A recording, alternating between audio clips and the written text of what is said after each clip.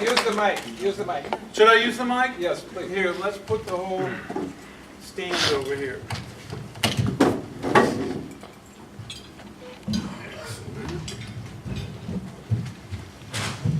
Cool. Is that working? Yeah. Great. Okay. Cool.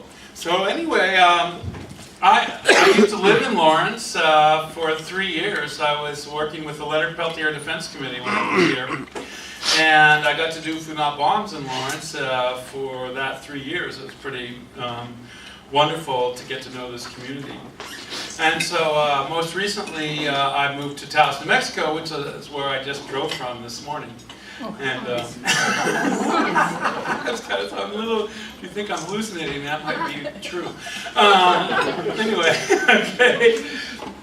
And where I have a place called the Food Not Bombs Free School, and we just finished this huge harvest and gave away all the last of our food. And also, contrary to popular belief, it's very cold there, and we had to secure our pump house, which I'd been working on for 3 days frantically, so I would not lose the water that we had finally got on our land the last couple of months. So anyway, back in 1980, I was a college student at Boston University, and one of my professors was Howard Zinn. And he would talk about how he was going up to Seabrook, New Hampshire, to these protests to try to stop the Seabrook nuclear power station. And now with Fukushima and so on, it seems very visionary to be trying to stop nuclear power, that's for sure. So I would start going up to the protests, and on May 24th, 1980, Food Not Bombs was founded when one of my friends, a classmate, Brian Feigenbaum, was arrested. And our affinity group got together that afternoon to try to get him out of jail. And then, once we did, we tried to raise money for his legal defense. And one of the first things that we decided to do, which is common, of course, in the U.S., is to do bake sales to raise money. So when I'm traveling abroad, I have to explain what a bake sale is to raise money, because they don't have to do that in many other countries. The government pays for their education. But in our case, so we were doing the bake sales, and at the same time, I had a moving company called Smooth Move. And we were moving this family, and they were throwing out a poster that said, "Wouldn't it be a beautiful day if the schools had all the money they needed, and the Air Force had to hold a bake sale to buy a bomber?" So that's a great idea. What we'll do is we will take our baked goods out with this sign that the family was throwing away, this poster. We'll lean it against our table, and we'll dress up as military personnel, and we'll tell people we're trying to buy a bomber. And in those days, Reagan had just become elected, and there was a lot of discussion about how a 35-cent bolt cost $1,500 if you were selling it to the Air Force. And so we had our bolt on the table, and we told people we'd finally raised the money for the bolt, but could you help us? We needed the screw now, and so on. And it went really, really, really well. And so that gave us the idea to start doing street performances around the issue of disarmament and other social justice issues. At that time, there was a proposal to reintroduce the selective service and in the draft, or at least people register for the military. And also the war in El Salvador was happening, something that's been sadly long forgotten, even though I'm sure the people in El Salvador have not forgotten it. And those kinds of issues. And also we were trying to promote, we'd read a book called Diet for a Small Planet by Frances Moore LePay, and she and her daughter are still organizing around food justice issues. And so we came up with this idea of sharing what we called vegetarian, now what's called vegan meals on the streets to encourage people to have more plant-based diets. That was one of the projects we're doing. And in those days, I worked at a produce market or a natural grocery store, a lot like the co-op here. And actually, I got hired because I worked at the Boston Food Co-op as a volunteer. And it's called Bread and Circus. Kind of Whole Foods is sort of the now the kind of the national version of Bread and Circus. And I felt horrible. I was throwing out all this organic produce, and thought, well, I know hungry people that live a block from me down on Portland Avenue. I should just take them the stuff. And I asked my boss if I could do it, and I started delivering them food. And across the street was a brand new building, and you could see all these businessmen looking out the glass windows of this modern building down on these poor people who were living in these dilapidated housing projects. And so one day I'm saying, what's this new building they just put up here? And they say, oh, that's where they design nuclear weapons. And so that gave us the idea to have the name Food Not Bombs. Because here, like right in the shadow, you know, before the sun used to hit these, warm up the housing projects in the morning. But now, you know, there was a shadow of a weapons lab that was blocking their sun and their view. So then the next thing that happened is we realized that we had done some research, and we found out that the bankers who were investing their depositors' money in Seabrook Nuclear Power Station were also the same board members of the company borrowing the money, and they were on the company building the nuclear power station. So they're basically just giving themselves what ends up being $11 billion to build a nuclear power station using the money of the New England ratepayers without our having any say-so.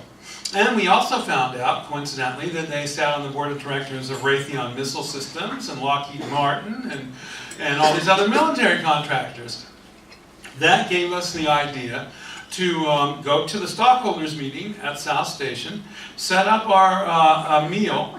We decided we'd dress up as hobos from the Great Depression, and that we would end up going out with this big pot of soup, and with literature showing that the policies of the board of directors of the Bank of Boston were the same kinds of policies that led to the Great Depression.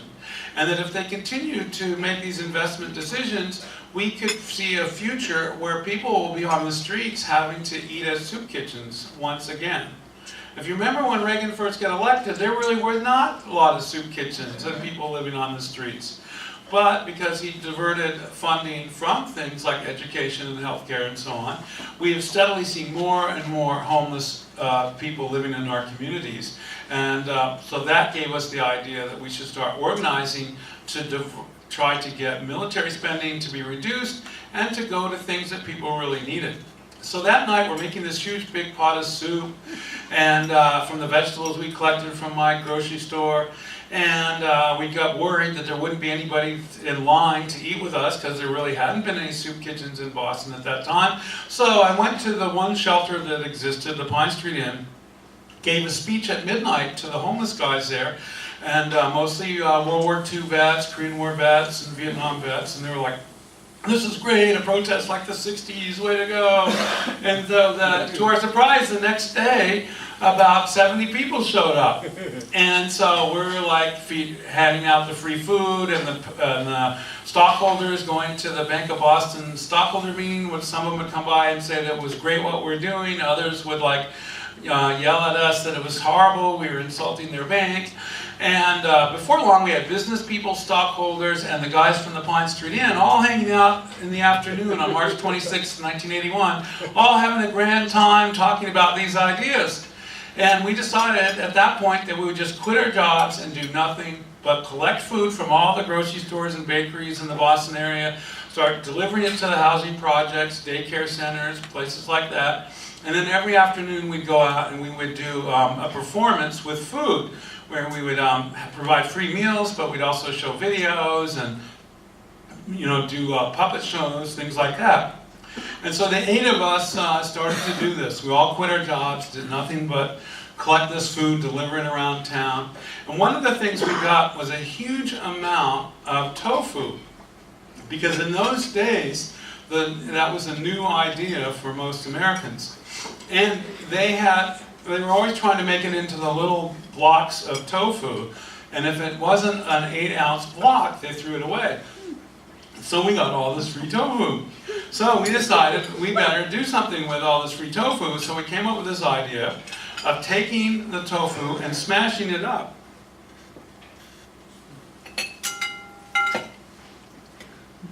So what we would do is start to we'd smash the tofu, and we decide, well, tofu, even though actually, kind of surprisingly, a bunch of hungry people met me at in the South Boston, and I was waiting to deliver food to the Pine Street Inn, and it was a snowy, freezing day, and all these people came and they ate 5-gallon bucket of frozen tofu without cooking it or anything. They were so hungry, and that I thought was miraculous. But most people were not into that. So what we decided to do was we would add other ingredients. So the idea that came to us was to add garlic and onions, lemon, miso, and tahini. So I'll do this. I hadn't really planned to have a mic, but anyway, so I'll do this a little bit later. But anyway, that's how we started making tofu spread, and that became really successful. And so to make it into tuna salad, what we would do is add seaweed and nori or something. And people just thought they were eating this much less greasy tuna fish sandwiches and so on. It was ended up being quite successful. So after doing that for 8 years in Boston, and taking food to up to protests in New Hampshire and going down to New York City, we did this huge demonstration on June 12th, 1982 in the Central Park for nuclear disarmament. There were several million people apparently showed up to that. It was huge. We also took food to protests against the war in El Salvador and against the arms buildup down at the Pentagon. But then in 1988, I moved to San Francisco and decided to start a second group. And the people that, there was a group called American Peace Test, and they donated money to help us provide meals at the Nevada test site when they were doing underground testing in north of Las Vegas. And so we took that money and bought big pots and pans and tables and equipment and went out and spent 10 days feeding the protesters in the test site. And at that time, some people came up to us and they saw our banner and they're like, oh wow, you're with Food Not Bombs. We had heard of a group like that somewhere, but we didn't know, we thought the name was copywritten, so we're calling ourselves Bread Not Bombs. We're like, oh no, change your name to Food Not Bombs, and then we'll have 3 groups, one in Boston, one in Long Beach, California, and one in San Francisco. And so they agreed, and so they went down and took our flyers and started using the name Food Not Bombs, and suddenly we had 3 chapters in 1988. So then we went back to the city and we're sharing the food at the entrance to Golden Gate Park, because there was at that time hundreds of people living in the park, and there was a soup kitchen called the Haight-Ashbury Soup Kitchen, which shared food Tuesdays through Fridays, and 2 churches fed people on Saturday and Sunday, but there were no meals on Monday. So we went to the entrance to the park every Monday at noon. And one day, this nice man came by, a hippie, and he told us, hey, you could get like a permit for this if you write the Parks Department. So we wrote them a nice letter, telling them what we're doing, asking for a performance permit, like one similar to the one we had in Harvard Square in Cambridge. And we didn't hear anything back from the authorities. And then we went out on the 15th of August, 1988, set up all of our equipment, had our music and everything. We started to share food. And lo and behold, 45 riot police come out of the park and arrest 9 of us for serving food without a permit.